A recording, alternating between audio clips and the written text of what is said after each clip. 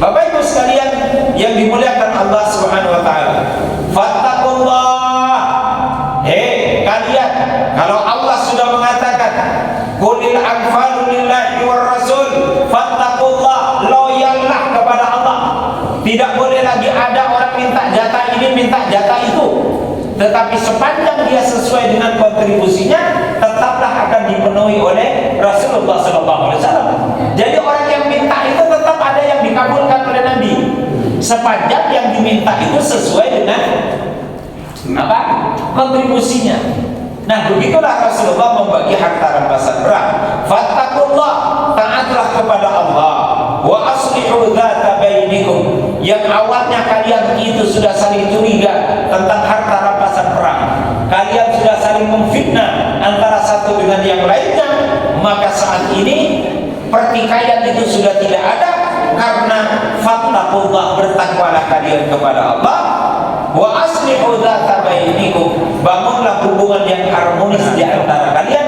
Tidak boleh ada sangka, tidak ada permusuhan, tidak ada gejolak antar kalian tentang pembagian harta rampasan perang. Mohon maaf Bapak Ibu sekalian, orang berjuang kalau belum ada uangnya itu kompak.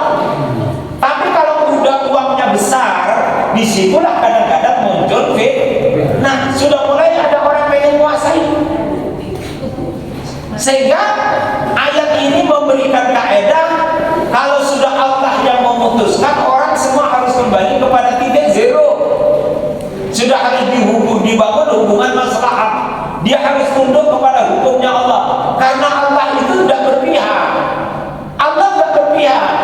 Allah hanya berpihak kepada aturannya sendiri yang di dalamnya mengandung unsur keadilan. Sehingga apa? Dia harus tunduk kepada aturannya Allah. Nah, di bawahnya Allah itu ada Rasulullah.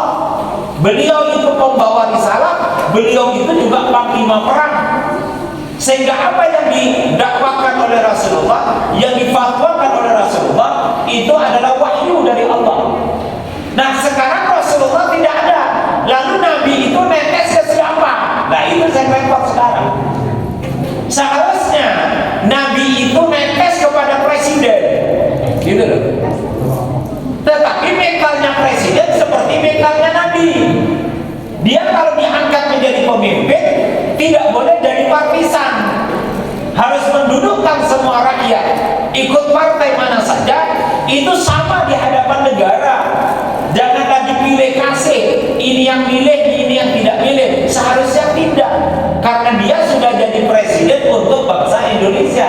Dia bukan lagi miliknya partai politik.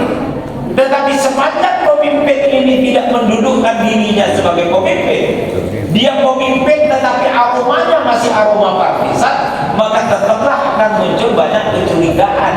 Na'udzubillah, ya. Tapi kalau pemimpin itu seperti Rasulullah yang tidak memilih-milih, Bani Quraisy lebih hebat daripada kabilah yang lain, itu tidak.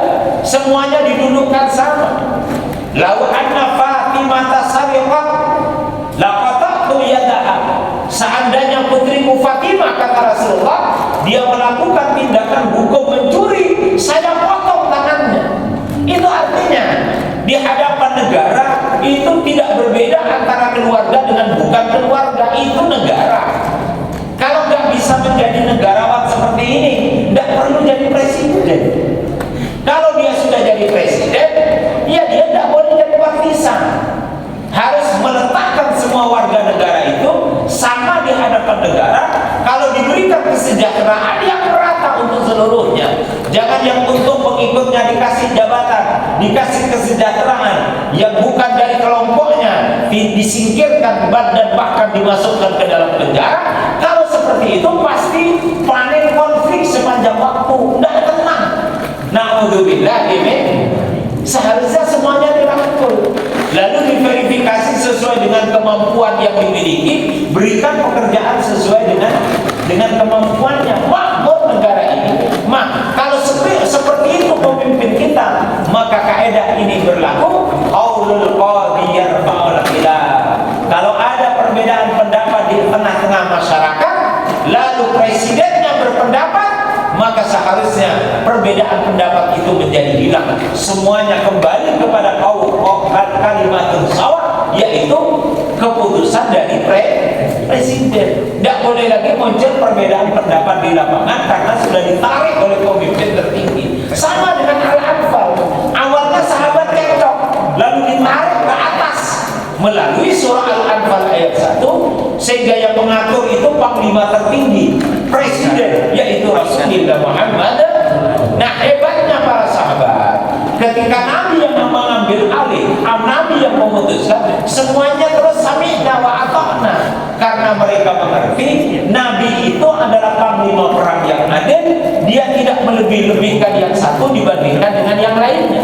Nabi memberi lebih hanya berdasarkan berapa kontribusi yang diberikan kepada peperangan yang terjadi dalam perang Badar.